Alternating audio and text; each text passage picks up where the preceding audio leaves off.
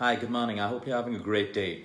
Well, today I want to talk about a condition that plagues millions and millions of people across the world, and this has connection with almost every serious problem or the onset of a serious problem that happens in the human body. I want to talk about acidity today. Acidity happens with almost everyone when we change our lifestyles, when we change the way we eat. What we have to understand about acidity is the fact that our bodies require acid. Our stomach requires a certain level of acid to break down food, to kill certain pathogens, bacteria, viruses, and all of that stuff. And we also need to be alkaline at the same time.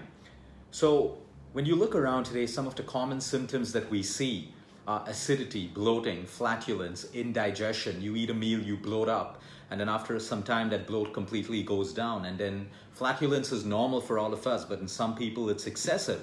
And then you have these indigestion problems, and you have people thinking they've put on weight when all the time they've just been bloated. What we have to understand is that acidity is connected with heart problems, it's connected with cancer, it's connected with diabetes, it's connected with kidney failure, it's connected with liver function, it's connected with UTI, which is urinary tract infection. It's connected with constipation, with diarrhea, with nutrition absorption in the body, and with brain fog, which means your energy levels and fatigue. That's how important it is. But today when people are acidic, there is a quick fix. It's called an antacid. And antacids are handed out to people like candy. You have acidity, here, take this antacid. You're on medicine that'll cause acidity, take this antacid.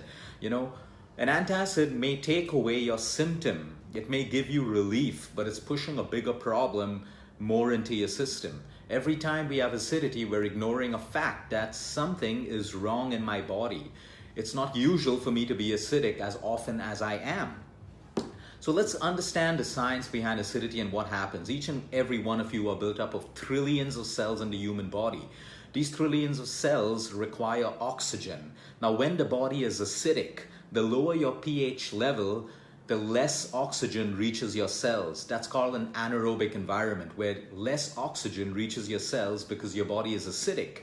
But as your pH value increases, to more alkaline, the amount of oxygen that reaches your cells is almost tenfold, which means just the environment of your body can determine how much of oxygen reaches all the cells in your body.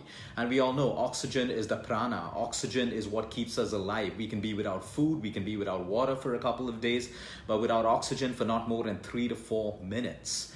And yet we constantly live with deprived oxygen to our cells. So when it comes to antacids, what's so dangerous about them? A few antacids here and there is not going to kill you. It's not going to create a problem. But we have to understand what antacids do. Like I said, it suppresses your symptom of acidity. It doesn't let us go to the root cause.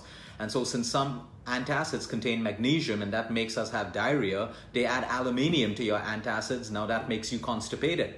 So your antacid, besides taking your symptom of acidity away, is also causing diarrhea and constipation in you or other problems. It wreaks havoc with people who have kidney problems, people who have diabetes, people who have high blood pressure. And especially if they're on medication and they're taking antacids, it wreaks havoc with their condition completely. Well, we have to understand that acidic bodies relates to diabetes as well. Where does diabetes all start? In your pancreas. Your pancreas are either producing the right amount of insulin, or it's producing less insulin, or your cells are unable to handle the insulin produced by your pancreas. What determines the health of your pancreas? Inflammation. What causes inflammation in your pancreas? Acidity again. So you see, it's related to everything. Even when you talk about cancer, we know that cancer is an inflammatory disease. It involves inflammation of rogue cells in the body.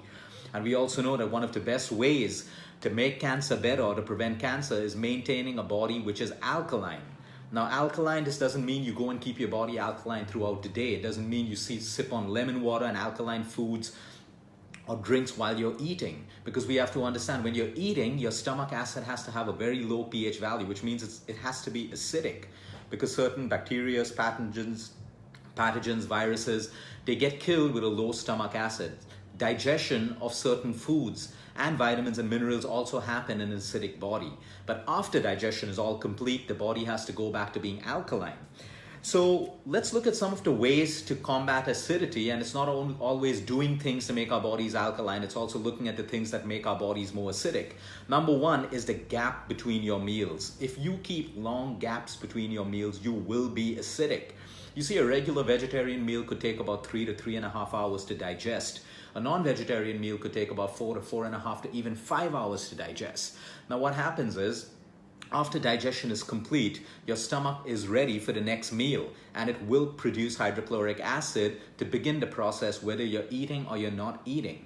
So if you've not eaten meals and you've pushed your meal away because you're busy with work or you're skipping your meal for some other event, what happens is acid is being produced in your stomach, and now there's no food for it to act upon. So this acid acts upon the mucosal linings of your stomach, leading to acidity, leading to acid reflux, and potentially leading to ulcers as well, and a whole load of other problems like indigestion.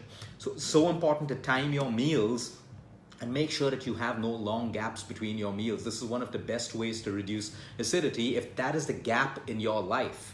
It is so important for you to understand that you have a biological clock. And if we try to align our meal timings the closest possible to that clock, it's great. So what I mean is, if your breakfast is at 8, try to keep it at 8, maximum maybe 8:15, 8:30. But it can't be at 8 one day and 10 o'clock the next day and 4 o'clock in the morning the next day. Because you see, like your muscles have a memory, the cells in your body and your entire system also has a memory.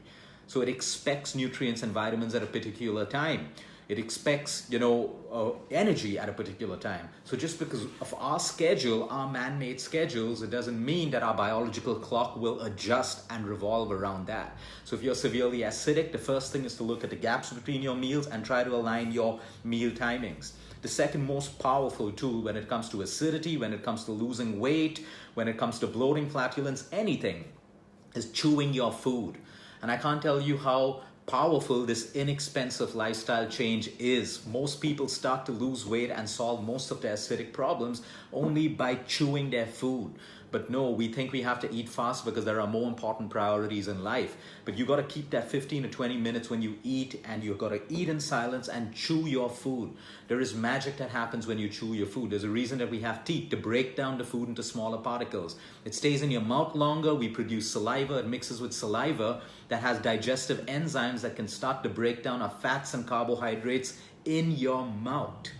Digestion starts in your mouth. Now, when we eat too fast, we send larger pieces of undigested food into our stomach, which means our stomach has to produce more acid. More acid means the possibility of acidity. But when we chew our food, we produce less acids, just the right amount of acid to digest the pre-digested food that we've chewed upon, that has spent time in our saliva, and it now goes into our stomach to have a smooth and optimum digestive process. So I can't tell you how important it is to chew. It's funny how we human beings are. The things which are inexpensive, free, and easy to do are the things that we don't do, but we want more complicated solutions. We want diet plans, we want antacids, we want alkaline drinks and alkaline beverages. We want to spend 4 lakhs on a machine that produces unnatural alkaline water. It's unbelievable how humans have now, evolved. But the simple things like chewing, which requires a little bit of effort, we don't want to do that, and it'll solve most of your problems when it comes to your health. What else causes acidity? When you have a diet that is rich in whole and natural foods, I'm talking about your fruits, I'm talking about your vegetables, I'm talking about your nuts, I'm talking about your seeds, I'm talking about things which are natural and given to us by nature, the body digests it beautifully without having to produce excess acid and more digestive enzymes and all of that stuff. But when we look at processed food, food that comes in packets, junk food, foods which are rich in white sugar and refined salt, it requires so much of digestive enzymes, so much of acid to break down these unnatural foods. So it's very important to make sure that your diet is almost 70 to 80% of natural and whole foods, rather than your junk food, because the more junk food you have, the more acidic you're going to be. It's as simple as that, because our body isn't designed to break down the amount of chemicals and crap that there is in junk food, but it can, and it is designed to break down your fruits, your vegetables, your nuts, your seeds, and all of your natural foods. Water intake. I can't tell you how many people I see in a day who are drinking less than 3 to 4 glasses of water. We have to understand that the human body is made up of 70 to 75% of water, which means a 1% drop of water in your body is going to create innumerable problems, from digestion to acidity to inflammation to pains to the inability to lose weight to constipation. All of that is connected with the life force water. I mean, if our cells require water and we're not giving it enough of water, you're making it difficult for your organs to work, your kidney, your liver, all of these things. The basics, water, you need the right amount of water in your body. It's as simple as that. Hydration, you may not need it, your cells need it, so make sure that you're giving it to your body, because so many people are acidic because they have low hydration levels. When it comes to oxygen, oxygen has a direct impact on your pH levels. The more you breathe, the more deeply you breathe. When you breathe, you take in oxygen. When you exhale, you give out carbon dioxide. The longer you keep carbon dioxide in you, the more chances of your pH being lower. It's as simple as that. We take in oxygen to our cells. The cells have to give out carbon dioxide as quickly as possible, which is why when we do deep breathing, when we do pranayama, why do we feel so good? Why do we feel so energized? It's because most of the other time we're not breathing the right way. Like right now, observe yourself. Are you breathing to your full capacity? The answer will be no. And now you'll probably take a deep breath and inhale, where you power trillions of cells with the life force oxygen. And equally important, a deep exhale, where you pass out all that carbon dioxide, which is not supposed to be in your system any longer than it should be. That is natural, that is life, that's how we breathe normally. But our breathing has also become shallow because of stress, because we don't live mindful lives, because of all the crap that we do, the over-exercising, the under-eating, the amount of stress and the lack of sleep as well.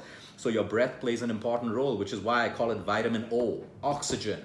Before your meal starts, you can say a prayer, bless your food, take about 2 to 3 deep breaths before you eat your meal. Even if you want to start mindful eating, between every spoon that you take, put your spoon down, chew your food, take a deep breath, take the next. Make a routine of this, like you brush your teeth every morning. You make a routine, you end your meal, you can bless your food, thank God for your food, or whoever it is that you want to thank for your food, offer your gratitude, and then you breathe again, 3 to 4 to 5 deep breaths, and then you're ready to leave. It's as simple as that. You help your body break down food, digest, produce the right amount of pH activity in your body. High sodium diets, again, the more refined salt you have is going to create problems of acidity in your body. And today everyone's over consuming that because we eat so many outside meals. We have packaged foods, we have hidden food, we have hidden salt and so many different foods. So we're eating more food, more refined salt than we require, and that makes your system acidic. You see, your kidney has a function of balancing electrolytes like calcium, magnesium, potassium, and sodium. But when you're too acidic, your body has to use these electrolytes to basically make your blood alkaline. And that's where we have most of the problems of, kidney issues and stuff like that. So you see people who are bombarded with medication all the time and they have problems with their sodium and potassium. It's because the medication and their lifestyle has made them so acidic that the electrolytes now have to be used to help make your body alkaline. The same thing with osteoporosis and acidity. Do you really think osteoporosis is connected to calcium and milk and dairy? Look at India and look at US, the highest consumers of milk, the highest consumers of calcium supplements, and the highest counts of osteoporosis. There's no connection. The more acidic you are, your body will find a way to balance the pH levels. So to make it more alkaline, it will start leaching calcium from your bones. It will leach magnesium. When you have less calcium and magnesium, your D3 levels fall again. So you can keep on popping supplements like calcium and D3, but you've created an environment that is making your body deficient in calcium, magnesium, and D3. The root cause, not a deficiency in vitamins. The root cause, acidity. You fix your acidity, you stop the leaching process, and that's how we decrease osteoporosis and a whole load of issues in the body. We're depleting magnesium to make our blood more alkaline because our lifestyle is so acidic. And magnesium has the function of more than 500 biochemical functions in the human body. And sometimes you just correct the magnesium deficiency, you put it in the right place, and so many problems, right from migraines to headaches to constipation to a sluggish liver to kidney problems start getting better. So you see, you got to look at the root cause of everything that's happening in the human body. The more alkaline your body, the less inflammation. Inflammation is the root cause of heart attacks, strokes, cancer, diabetes. It's all of these problems. Inflammation is the root cause. And with the more acidic you are, the more inflammation you have in your body. So when we try to shift to a more alkaline diet, now what's an example of an alkaline diet?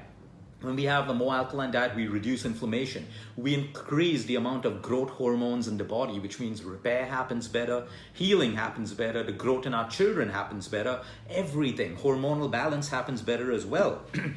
The best alkaline foods revolve around your fruits, your vegetables, lemons, dates, lentils, all the natural foods that nature's given you are mostly alkaline. So when you have a diet that is balanced, when you're doing almost 60% to 70% of raw and the balance cooked, you automatically have an alkaline diet. You don't have to be drinking alkaline water throughout the day. Simple things like raw cucumber, raw carrot, adding lemon to your water, if it suits you, makes you alkaline. So when you have a natural diet, the whole idea is when you start aligning yourself with nature, the way you eat, the way you sleep, the way you think, the way you move with nature, you don't have to worry about things like how do I make my body alkaline, how do I reduce inflammation. Your body has the intelligence to do it for you automatically. It's as simple as that. So we have to understand that this is how important acidity is. And when you look at the rising amount of cases of acidity, you know that we're doing it wrong if your only solution is an antacid. Your body's trying to tell you something. It's giving you a symptom that something wrong is happening in your body. Ignore it, it's going to become a bigger problem. Handle it, get to the root cause, look into your life. What's changing it? Excessive caffeine, excessive tea, excessive coffee, excessive alcohol. All of these things are making our bodies more and more acidic. Like 2 Nobel Prize winners said that disease cannot happen in a body which is alkaline, and disease cannot happen in a body where the immunity is strong. We're not talking about that. We're just talking about moving on with our lives blindly and, just reacting to everything that comes our way. So you got to make lifestyle changes like this. If you have acidity, fix it. If you have constipation, fix it. These are commonalities that we see in people who have cancer and disease. We see acidity as a commonality. We see constipation, chronic constipation as a commonality. We see a sedentary lifestyle, and we see the lack of sleep continuously. These are 4 commonalities that we see in people who are sick, who have cancer, who have diabetes, who are getting sick. And these are symptoms that your body is telling you. You listen to it, you can fix it. You don't, it's going to become something that becomes difficult for you to treat later. Have a great day, everyone. Until next time, eat smart, move more, sleep right, and breathe deep.